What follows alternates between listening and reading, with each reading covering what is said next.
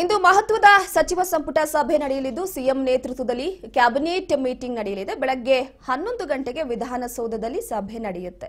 ಇವತ್ತು ಕೂಡ cabinet meeting ಇರುವಂತಹ ಹಿನ್ನೆಲೆಯಲ್ಲಿ ಕೆಲವೊಂದಿಷ್ಟು ವಿಚಾರಗಳು ಪ್ರಸ್ತಾಪ ಆಗಲಿದೆ. ಬೆಳಗ್ಗೆ 11ಕ್ಕೆ ವಿಧಾನಸೌಧದಲ್ಲಿ ನಡೆಯುವಂತಹ ಸಭೆ ಕೆಲವೊಂದಿಷ್ಟು ವಿಚಾರಗಳ ಚರ್ಚೆ ಆಗುವ ಸಾಧ್ಯತೆ ಇದೆ. ಅದರಲ್ಲೂ ಕೂಡ ಪ್ರಮುಖವಾಗಿ ಒಳ ಮೀಸಲಾತಿ ವರದಿ ಮಂಡನೆಯ ವಿಚಾರವಾಗಿ ಹಾಗೆ ನ್ಯಾಯಮೂರ್ತಿಗಳಾದಂತಹ ನಾಗಮೋಹನ್ ದಾಸ್ ನೀಡಿರುವ ವರದಿಯನ್ನ ವಿಶೇಷವಾಗಿ ಚರ್ಚೆ ಮಾಡಲಾಗಿದೆ.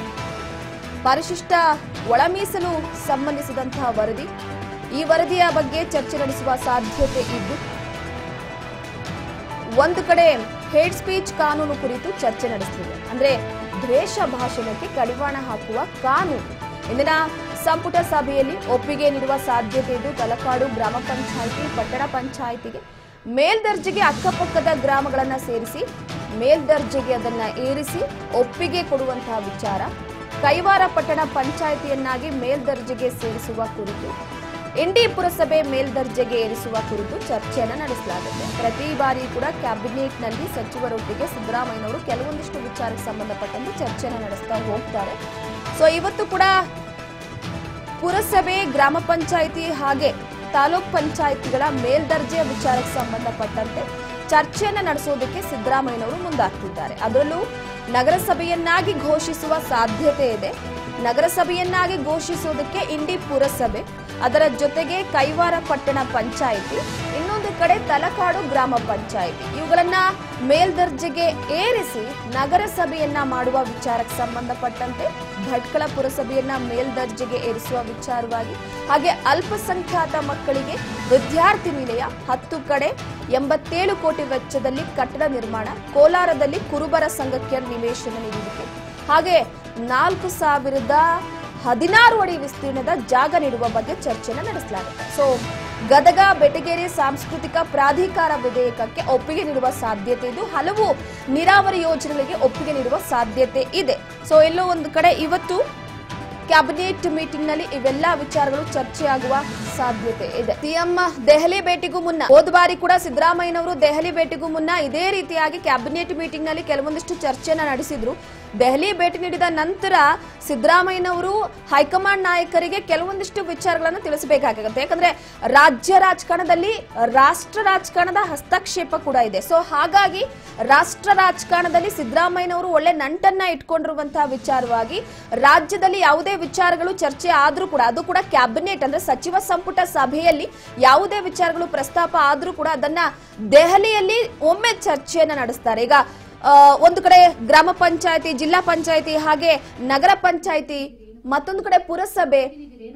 ಸೊ ಹಾಗಾಗಿ ಈ ವಿಚಾರಕ್ಕೆ ಸಂಬಂಧಪಟ್ಟಂತೆ ಎಲ್ಲೋ ಒಂದು ಕಡೆ ದೆಹಲಿ ಮಟ್ಟದಲ್ಲೂ ಕೂಡ ಚರ್ಚೆ ಆಗುತ್ತೆ. ಈ ಬಗ್ಗೆ ಮತ್ತಷ್ಟು ಮಾಹಿತಿಯನ್ನು ಕೊಡ್ತಾ ಹೋಗ್ತಾರೆ ನಮ್ಮ ಪ್ರತಿನಿಧಿ ರೇಣುಕಾ ಸಂಪರ್ಕದಲ್ಲಿದ್ದಾರೆ. ರೇಣುಕಾ, ಸಚಿವ ಸಂಪುಟ ಸಭೆಯಲ್ಲಿ ಪ್ರತಿ ಬಾರಿಯೂ ಕೂಡ ಸಾಕಷ್ಟು ವಿಷಯಗಳು ಚರ್ಚೆ ಆಗ್ತಾನೆ ಇರುತ್ತೆ. ಕೆಲವೊಂದಿಷ್ಟು ಯೋಜನೆಗಳಿಗೆ ಅಸ್ತು ಕೊಟ್ರೆ ಕೆಲವೊಂದಿಷ್ಟು ವಿಚಾರ ಚರ್ಚೆಯಾಗೇ ಉಳಿದಿರುತ್ತೆ. ಸೊ ಈ ಬಾರಿಯ ಸಚಿವ ಸಂಪುಟ ಸಭೆಯಲ್ಲಿ ಜಿಲ್ಲಾ ಪಂಚಾಯಿತಿಗಳು ಹಾಗೆ ಗ್ರಾಮ ಪಂಚಾಯಿತಿಗಳನ್ನ ಮೇಲ್ದರ್ಜೆಗೇರಿಸಿ ನಗರಸಭೆ ಮಾಡುವ ವಿಚಾರಕ್ಕೆ ಸಂಬಂಧಪಟ್ಟಂತೆ ಒಂದು ನಿರ್ಧಾರವನ್ನ ತೆಗೆದುಕೊಳ್ಳೋದಕ್ಕೆ ಸರ್ಕಾರ ಮುಂದಾಗ್ತಿದೆ. ಈ ಬಗ್ಗೆ ಮಾಹಿತಿ ಕೊಡೋದಾದ್ರೆ ರೂಪಾ, ಏನು ಇಂದಿನ ಒಂದು ಕ್ಯಾಬಿನೆಟ್ ನಲ್ಲಿ ಒಂದಿಷ್ಟು ಮಹತ್ವದ ವಿಚಾರಗಳ ಬಗ್ಗೆ ಚರ್ಚೆ ಮಾಡಲಾಗುತ್ತೆ, ಮತ್ತೆ ಅದೇ ರೀತಿಯಾಗಿ ಒಂದಿಷ್ಟು ಮಹತ್ವದ ಯೋಜನೆಗಳಿಗೂ ಕೂಡ ಅನುಮೋದನೆ ಕೊಡಲಾಗುತ್ತೆ ಅಂತಕ್ಕಂಥ ಮಾಹಿತಿ ಕೂಡ ಈಗಾಗಲೇ ರಾಜ್ ನ್ಯೂಸ್ಗೆ ಲಭ್ಯ ಆಗಿರುವಂತದ್ದು. ಸಿಎಂ ನೇತೃತ್ವದಲ್ಲಿ ವಿಧಾನಸೌಧದಲ್ಲಿ ಅಂದ್ರೆ ಇನ್ನು 11 ಗಂಟೆಗೆ ಈ ಒಂದು ಸಚಿವ ಸಂಪುಟ ಸಭೆಯನ್ನು ಕೂಡ ಈಗಾಗಲೇ ಕರೆದಿರುವಂತದ್ದು. ಈ ಒಂದು ಸಭೆಯಲ್ಲಿ ಪ್ರಮುಖವಾಗಿ ಒಳ ಮೀಸಲಾತಿಯ ಸರ್ವೆಯನ್ನು ಕೂಡ ಈಗಾಗಲೇ ಮಾಡಿರುವಂತದ್ದು. ಆ ಒಂದು ವರದಿಯನ್ನು ಕೂಡ ಸಿಎಂ ಸಿದ್ದರಾಮಯ್ಯ ಅವರ ಒಂದು ಕ್ಯಾಬಿನೆಟ್ಗೂ ಕೂಡ ತಲುಪಿರುವಂತದ್ದು. ಹಾಗಾಗಿ ಆ ಒಂದು ಕ್ಯಾಬಿನೆಟ್ ನಲ್ಲೂ ಕೂಡ ಈ ಒಂದು ವಿಚಾರಕ್ಕೆ ಸಂಬಂಧಪಟ್ಟಂತೆ ಮಾಹಿತಿ ಸಂಗ್ರಹಣೆ ಮತ್ತೆ ಸಚಿವರ ಒಂದು ಅಭಿಪ್ರಾಯವನ್ನು ಕೂಡ ಸಿಎಂ ಅವರು ಈ ಒಂದು ಸಂಪುಟ ಸಭೆಯಲ್ಲೂ ಕೂಡ ಸಂಗ್ರಹ ಮಾಡುವ ಸಾಧ್ಯತೆಗಳು ಕೂಡ ಸಾಕಷ್ಟು ಇರುತ್ತೆ. ಯಾಕೆಂತಂದ್ರೆ ಈಗಾಗಲೇ ಸುಪ್ರೀಂ ಕೋರ್ಟ್ ಈ ಒಂದು ಮೀಸಲಾತಿಯನ್ನು ಜಾರಿ ಮಾಡ್ಬೇಕು ಅಂತೇಳಿ ಆದೇಶ ಹೊರಡಿಸಿ 1 ವರ್ಷ ಆಗಾಗ್ಲೇ ಕಳೆದಿದೆ. ಹಾಗಾಗಿ ವಿಪಕ್ಷದವರು ಕೂಡ ಈ ಒಂದು ಒಳ ಮೀಸಲಾತಿಯನ್ನು ಕೂಡ ಕೂಡಲೇ ಜಾರಿ ಮಾಡಿ ಜನರಿಗೆ ಅನುಕೂಲ ಮಾಡಿಕೊಡಿ ಅಂತಕ್ಕಂಥ ಒತ್ತಾಯವನ್ನು ಕೂಡ ಈಗಾಗಲೇ ಸರ್ಕಾರಕ್ಕೂ ಕೂಡ ಸಾಕಷ್ಟು ಮಟ್ಟದಲ್ಲೂ ಕೂಡ ಹೇಳ್ತಾ ಇರುವಂತದ್ದು. ಜೊತೆಗೆ ಒಂದಿಷ್ಟು ಕಡೆ ಪ್ರತಿಭಟನೆಗಳನ್ನು ಕೂಡ ಮಾಡುವುದರ ಮೂಲಕ ಸರ್ಕಾರಕ್ಕೆ ಬಿಸಿ ಮುಟ್ಟಿಸುವ ಒಂದು ಕೆಲಸವನ್ನು ಕೂಡ ಈಗಾಗಲೇ ಯಾವೆಲ್ಲ ಆ ಸಮುದಾಯದಲ್ಲಿ ಇರ್ತಕ್ಕಂತ ಯಾರೆಲ್ಲ ನಾಯಕರುಗಳಿದ್ದಾರೆ ಅವರು ಕೂಡ ಈಗಾಗ್ಲೇ ಒತ್ತಾಯವನ್ನು ಕೂಡ ಮಾಡ್ತಾ ಇರುವಂತದ್ದು. ಇದ್ರ ಜೊತೆಗೇನೆ ಒಂದಿಷ್ಟು ನೀರಾವರಿ ಯೋಜನೆಗಳಿಗೂ ಕೂಡ ಅನುಮೋದನೆ ಕೊಡ್ಬೇಕು. ಯಾಕೆಂತಂದ್ರೆ ಕಳೆದ ಒಂದು 3-4 ತಿಂಗಳಿಂದಲೂ ಕೂಡ ಸತತವಾಗಿ ರಾಜ್ಯದಲ್ಲಿ ಉತ್ತಮವಾದಂತಹ ಮಳೆ ಕೂಡ ಬರ್ತಾ ಇದೆ. ಹಾಗಾಗಿ ಒಂದಿಷ್ಟು ಕೆರೆಗಳನ್ನು ತುಂಬಿಸುವ ಯೋಜನೆಗಳು ಇರ್ಬೋದು, ಮತ್ತೆ ಬೇರೆ ಬೇರೆ ರೀತಿಯಾದಂತಹ ನೀರಾವರಿ ಯೋಜನೆಗಳಿಗೂ ಕೂಡ ಅನುಮೋದನೆ ಕೊಡುವ ಬಗ್ಗೆಯೂ ಕೂಡ ಈ ಒಂದು ಸಚಿವ ಸಂಪುಟ ಸಭೆಯಲ್ಲೂ ಕೂಡ ಚರ್ಚೆಯಾಗುವ ಸಾಧ್ಯತೆಗಳು ಕೂಡ ಇರುವಂತದ್ದು.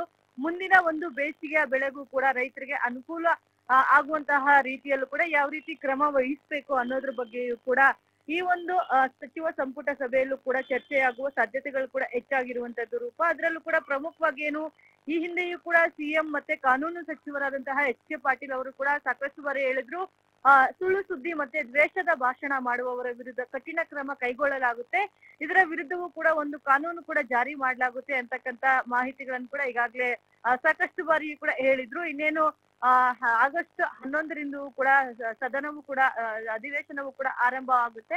ಆ ಒಂದು ಅಧಿವೇಶನದಲ್ಲೂ ಕೂಡ ಈ ಒಂದು ಬಿಲ್ ಅನ್ನು ಕೂಡ ಮಂಡನೆ ಮಾಡ್ಬೇಕು ಅಂತ ಹೇಳಿ ಕೂಡ ಈಗಾಗಲೇ ಸರ್ಕಾರವು ಕೂಡ ಎಲ್ಲಾ ರೀತಿಯಾದಂತಹ ಸಿದ್ಧತೆಗಳನ್ನು ಕೂಡ ಮಾಡ್ಕೊಂಡಿರುವಂತದ್ದು. ಇದನ್ನು ಕೂಡ ಇಂದಿನ ಒಂದು ಕ್ಯಾಬಿನೆಟ್ ನಲ್ಲೂ ಕೂಡ ತೆಗೆದುಕೊಂಡು ಬಂದು ಚರ್ಚೆ ಮಾಡಿ ಯಾವ ರೀತಿಯಾಗಿ ಕ್ರಮ ತೆಗೆದುಕೊಳ್ಬೇಕು ಅನ್ನೋದ್ರ ಬಗ್ಗೆಯೂ ಕೂಡ ಒಂದಿಷ್ಟು ಸಚಿವರ ಸಲಹೆಯನ್ನು ಕೂಡ ಮತ್ತಷ್ಟು ಸಿಎಂ ಕೂಡ ಪಡೆಯುವ ಸಾಧ್ಯತೆಗಳು ಕೂಡ ಹೆಚ್ಚಾಗಿರುವಂತದ್ದು. ಪ್ರಮುಖವಾಗಿ ತಲಕಾಡು ಗ್ರಾಮ ಪಂಚಾಯಿತಿ ಪಟ್ಟಣ ಪಂಚಾಯಿತಿಯಾಗಿ ಮೇಲ್ದರ್ಜೆಗೆ ಏರಿಸಬೇಕಂತ ಹೇಳಿ ಕೂಡ ಈಗಾಗಲೇ ಸಾಕಷ್ಟು ರೀತಿಯಾದಂತಹ ಒತ್ತಾಯಗಳು ಕೂಡ ಬಂದಿರುವಂತದ್ದು. ಹಾಗಾಗಿ ಆ ಒಂದು ವಿಚಾರಕ್ಕೆ ಸಂಬಂಧಪಟ್ಟಂತೆ ಕೂಡ ಈ ಒಂದು ಇಂದಿನ ಒಂದು ಕ್ಯಾಬಿನೆಟ್ ನಲ್ಲಿ ಚರ್ಚೆ ಮಾಡಲಾಗುತ್ತೆ. ಅದ್ರ ಜೊತೆಗೇನೆ ಕೈವಾರ ಪಟ್ಟಣ ಪಂಚಾಯತಿಯನ್ನಾಗಿ ಕೂಡ ಮೇಲ್ದರ್ಜೆಗೆ ಏರಿಸಬೇಕು ಅನ್ನೋದ್ರ ಬಗ್ಗೆಯೂ ಕೂಡ ಚರ್ಚೆಯಾಗುತ್ತೆ. ಇದ್ರ ಜೊತೆಗೇನೆ ಇಂಡಿ ಪುರಸಭೆ ಮೇಲ್ದರ್ಜೆ ಕುರಿತು ಕೂಡ ಒಂದಿಷ್ಟು ಅಲ್ಲಿರ್ತಕ್ಕಂತ ಮುಖಂಡರುಗಳು ಕೂಡ ಈಗಾಗಲೇ ಒತ್ತಡವನ್ನು ಕೂಡ ಹೇರ್ತಾ ಇರುವಂತದ್ದು. ಅದನ್ನು ಕೂಡ ನಗರಸಭೆಯನ್ನಾಗಿ ಘೋಷಣೆ ಮಾಡುವ ಸಾಧ್ಯತೆಗಳು ಕೂಡ ಇಂದು ಹೆಚ್ಚಾಗಿರುವಂತದ್ದು.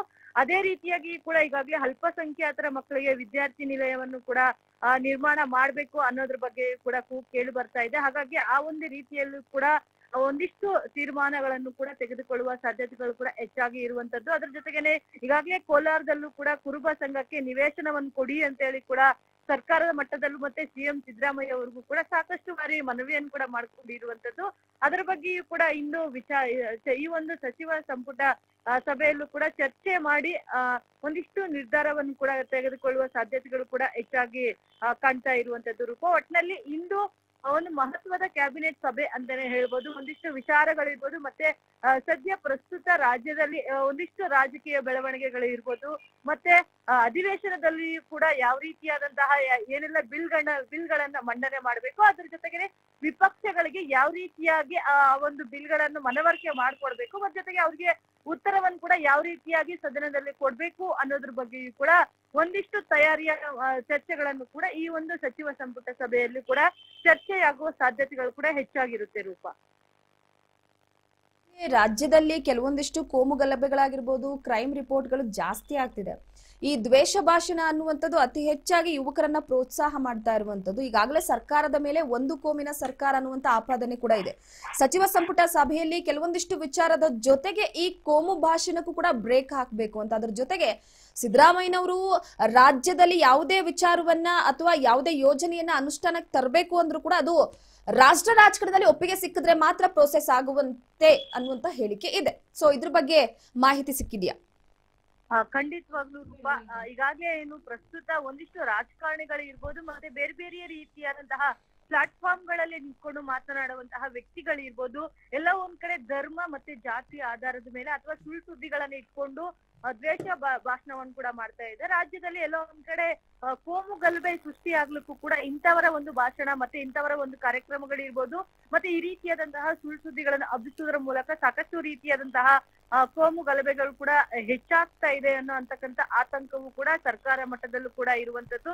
ಇದಕ್ಕೆ ಸಂಬಂಧಪಟ್ಟಂತೆ ಗೃಹ ಸಚಿವರು ಕೂಡ ಈಗಾಗಲೇ ಸಾಕಷ್ಟು ಬಾರಿ ಈ ಒಂದು ವಿಚಾರಕ್ಕೆ ಸಂಬಂಧಪಟ್ಟಂತೆ ಗಂಭೀರವಾಗಿ ಚರ್ಚೆಯನ್ನು ಕೂಡ ಮಾಡಿರುವಂತದ್ದು, ಸಾಕಷ್ಟು ಸಭೆಗಳನ್ನು ಕೂಡ ಮಾಡಿರುವಂತದ್ದು. ಇಂತಹ ಘಟನೆಗಳು ಮತ್ತೆ ರಾಜ್ಯದಲ್ಲಿ ಮರುಕಳಿಸಬಾರದು. ಯಾಕೆಂದ್ರೆ ಪ್ರಸ್ತುತ ರಾಜ್ಯದಲ್ಲಿ ಅನೇಕ ಕೋಮು ಗಲಭೆಗಳು ಇರ್ಬೋದು, ಬೇರೆ ಬೇರೆ ರೀತಿಯಾದಂತಹ ಘಟನೆಗಳು ಕೂಡ ನಡೆದಿರುವಂತದ್ದು. ಇದು ಕೂಡ ಸಾಕಷ್ಟು ಒಂದು ಗೃಹ ಇಲಾಖೆಗೂ ಕೂಡ ಮುಜುಗರ ತಂದಿರುವಂತದ್ದು, ಜೊತೆಗೆ ಕಾಂಗ್ರೆಸ್ ಸರ್ಕಾರಕ್ಕೂ ಕೂಡ ಸಾಕಷ್ಟು ಮುಜುಗರ ತಂದಿರುವಂತದ್ದು. ಅದರಲ್ಲೂ ಕೂಡ ಪ್ರಮುಖವಾಗಿ ವಿಪಕ್ಷಗಳು ಕೂಡ ಈ ಒಂದು ವಿಚಾರಗಳನ್ನೇ ಮುಂದಿಟ್ಕೊಂಡು ಸದನದಲ್ಲೂ ಕೂಡ ಮತ್ತಷ್ಟು ಸರ್ಕಾರಕ್ಕೆ ಮುಜುಗರ ಮಾಡಿಸುವ ಒಂದು ನಿಟ್ಟಿನಲ್ಲೂ ಕೂಡ ಹೋರಾಟ ಮಾಡಬೇಕು ಅಂತ ಹೇಳಿ ಕೂಡ ತೀರ್ಮಾನ ತೆಗೆದುಕೊಂಡಿರುವಂತದ್ದು. ಹಾಗಾಗಿ ಪ್ರಮುಖವಾಗಿ ಈ ಒಂದು ವಿಚಾರವನ್ನು ಸರ್ಕಾರವು ಕೂಡ ಬಹಳ ಗಂಭೀರವಾಗಿನೇ ಪರಿಗಣಿಸಿರುವಂತದ್ದು. ಇದಕ್ಕೆ ಕಡಿವಾಣ ಹಾಕ್ಲೇಬೇಕು. ಸರ್ಕಾರಕ್ಕೆ ಆಗ್ತಾ ಇರ್ತಕ್ಕಂಥ ಮುಜುಗರ ಇರ್ಬೋದು, ಗೃಹ ಇಲಾಖೆಗೆ ಆಗ್ತಾ ಇರ್ತಕ್ಕಂಥ ಮುಜುಗರ ಇರ್ಬೋದು, ಇವೆಲ್ಲವನ್ನು ಕೂಡ ತಪ್ಪಿಸ್ಬೇಕು ಅನ್ನೋ ಒಂದು ನಿಟ್ಟಿನಲ್ಲೂ ಕೂಡ ಕಠಿಣವಾದ ಒಂದು ಕಾನೂನನ್ನು ಕೂಡ ಜಾರಿಗೆ ಮಾಡಬೇಕು ಅಂತ ಹೇಳಿ ಕೂಡ ಈಗಾಗಲೇ ತೀರ್ಮಾನ ತೆಗೆದುಕೊಂಡಿರುವಂತದ್ದು. ಸದ್ಯ ಈ ಒಂದು ಕಾನೂನಿಗೆ ಜಾರಿಗೆ ತರುವ ಒಂದು ಸಂಬಂಧಪಟ್ಟಂತೆ ಸದನದಲ್ಲೂ ಕೂಡ ಚರ್ಚೆಯಾಗುತ್ತೆ. ಅದಾದ ನಂತರ ಸದನದಲ್ಲಿ ಒಪ್ಪಿಗೆ ಪಡೆಯಲಾಗುತ್ತೆ. ಇನ್ ಕೇಸ್ ಏನಾದ್ರು ಆ ಒಂದು ಸದನದಲ್ಲಿ ಒಪ್ಪಿಗೆ ಪಡೆಯದೇ ಇದ್ರೆ ಹೆಚ್ಚಿನ ಸದಸ್ಯರು ಆ ಒಂದು ಬಿಲ್ಗೆ ಬೆಂಬಲವನ್ನು ನೀಡದೇ ಇದ್ದಂತಹ ಸಂದರ್ಭದಲ್ಲಿಯೂ ಕೂಡ ಮುಂದಿನ ಕಾನೂನು ರೀತಿಯಾಗಿ ಯಾವ ರೀತಿಯಾಗಿ ಈ ಒಂದು ಬಿಲ್ ಅನ್ನು ಮತ್ತೆ ಜಾರಿಗೆಗೊಳಿಸಬೇಕು, ಕಾನೂನು ರೀತಿಯಾಗಿ ಮುಂದುವರಿತಾರೋ ಅಥವಾ ರಾಜ್ಯಪಾಲರಿಗೆ ಮತ್ತೊಮ್ಮೆ ಮನವಿ ಮಾಡ್ಕೊಳ್ತಾರೋ ಅಥವಾ ಕೇಂದ್ರ ಸರ್ಕಾರಕ್ಕೂ ಕೂಡ ಈ ಒಂದು ಗೃಹ ಇಲಾಖೆಗೂ ಕೂಡ ಇವರು ಮನವಿ ಮಾಡ್ಕೊಳ್ಬೇಕಾಗುತ್ತೆ. ಅವ್ರಿಗೂ ಕೂಡ ಅರ್ಜಿಗಳನ್ನು ಕೂಡ ಕೊಡ್ಬೇಕಾಗುತ್ತೆ. ಕುಲಂಕುಷವಾಗಿ ಯಾವ ಕಾರಣಕ್ಕಾಗಿ ಈ ಒಂದು ಕಾನೂನು ಜಾರಿ ಮಾಡ್ಲಾಗುತ್ತೆ ಅನ್ನೋದ್ರ ಬಗ್ಗೆ ಕೂಡ ಮಾಹಿತಿಯನ್ನು ಕೂಡ ಕೇಂದ್ರ ಗೃಹ ಇಲಾಖೆಗೂ ಕೂಡ ರಾಜ್ಯ ಸರ್ಕಾರ ನೀಡಬೇಕಾಗುತ್ತೆ. ಹಾಗಾಗಿ ಈ ಎಲ್ಲದರ ಬಗ್ಗೆಯೂ ಕೂಡ ಕುಲಂಕುಷವಾಗಿ ಅಧ್ಯಯನ ಮಾಡಿ ಸದನದಲ್ಲಿ ಚರ್ಚೆ ಮಾಡಿ ಇನ್ ಕೇಸ್ ಅಲ್ಲಿ ಬಿಲ್ ಪಾಸ್ ಆಗಿಲ್ಲ ಅಂದ್ರೆ ಮುಂದಿನ ತೀರ್ಮಾನಗಳನ್ನು ಯಾವ ರೀತಿಯಾಗಿ ತೆಗೆದುಕೊಳ್ಬೇಕು ಅನ್ನೋದ್ರ ಬಗ್ಗೆ ಕೂಡ ಸಾಕಷ್ಟು ಚರ್ಚೆಯಾಗುವ ಸಾಧ್ಯತೆಗಳು ಕೂಡ ಇರುತ್ತೆ. ರೂಪ, ಓಕೆ, ಥ್ಯಾಂಕ್ ಯು ರೇಣುಕಾ ನಿಮ್ಮೆಲ್ಲ ಮಾಹಿತಿಗಾಗಿ.